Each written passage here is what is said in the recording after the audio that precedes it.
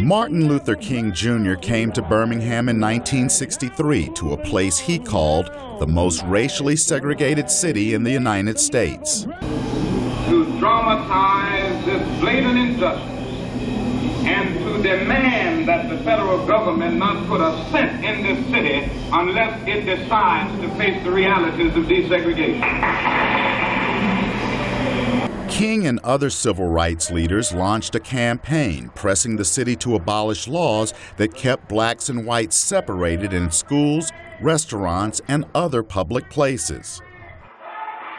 Some of the protests turned violent, and hundreds of demonstrators were arrested. To escape the chaos and have a place to work, King sought refuge inside this Birmingham safe house. Jeff Drew, whose parents were friends of Dr. King, now owns the home. He could do what he wanted, when he wanted, how he wanted, without fear of any reprisal inside these walls.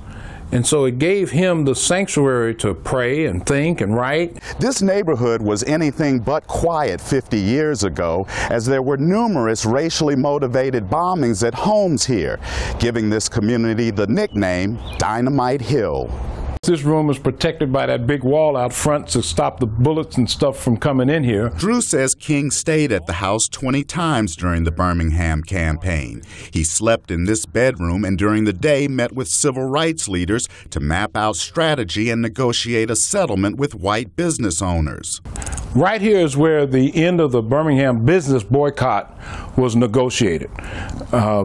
Business leaders agreed to hire blacks as salespeople and to remove the black and the colored and white signs in the bathrooms and water fountains.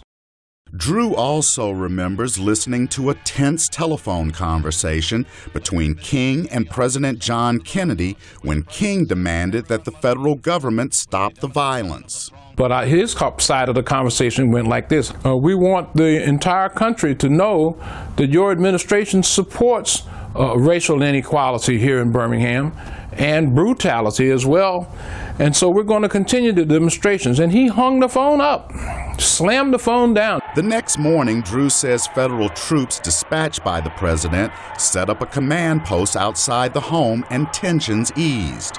Lawrence Pijeaux, president of the Birmingham Civil Rights Institute, says King's success in the city had an impact nationwide. In legislation that provided an opportunity for our people to have access to important things in the country, education, housing, health care, voting rights. Those things came about primarily because of what happened here in Birmingham, Alabama. He liked the social aspect. Drew wants to preserve the house to remind people of the sacrifices made by King and thousands of African Americans. Chris Simkins, VOA News, Birmingham. Problem of the denial of the right to vote to police brutality that we continue to face and faced in its most vicious form last Sunday. Then the attempt to block First Amendment privilege.